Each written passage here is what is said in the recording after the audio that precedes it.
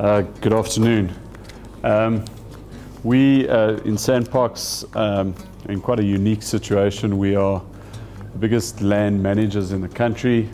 We're certainly one of the biggest tourism facilities in the country, and we have some unique landscapes that are found in about 20 different national parks. We have about 4 million visitors per annum, and some of them do take part in different types of activities, some of which include the trails themselves. And it's quite interesting that interpretation in national parks actually has a long and illustrious history in Sandparks that dates back to 1957, but I won't go through every year since 1957, so I know you're all getting hungry.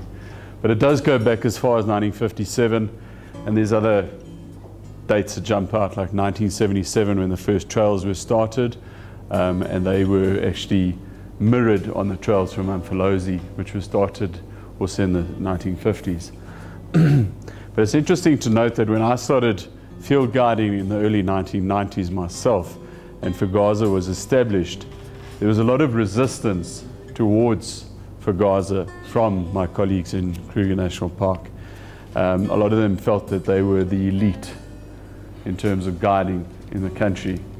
And I've got good news for everyone, I hope, for you to know that we don't feel that way. We are not the elite. Well, did you pick that up? I hope you didn't. Don't show that to my boss. We certainly got a lot that we can bring to the conversation, and I hope that this afternoon's session will show that we would like to contribute towards that. We're an employer. We do have lodges inside our national parks. We're quite a big employer in terms of nature guides, and it's interesting that we also have career opportunities for nature guides.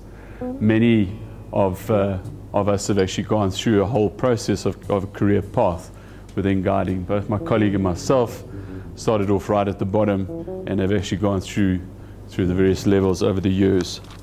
So yeah, that's all I wanted to say. I think that's our role. We're a big role player in the South African context.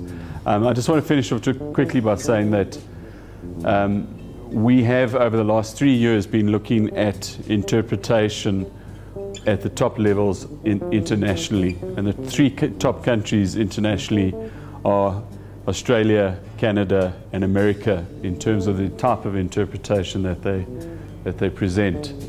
And I've actually been to America, colleagues of mine have been to Canada and the States. And they have a lot of control over the type of interpretation that they allow to happen in their national parks. So for example, if you want to do interpretation on the Barrier Reef in Australia, you have to have a qualification from the National Parks Agency.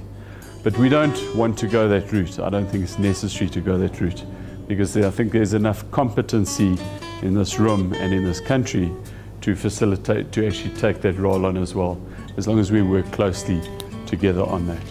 Okay.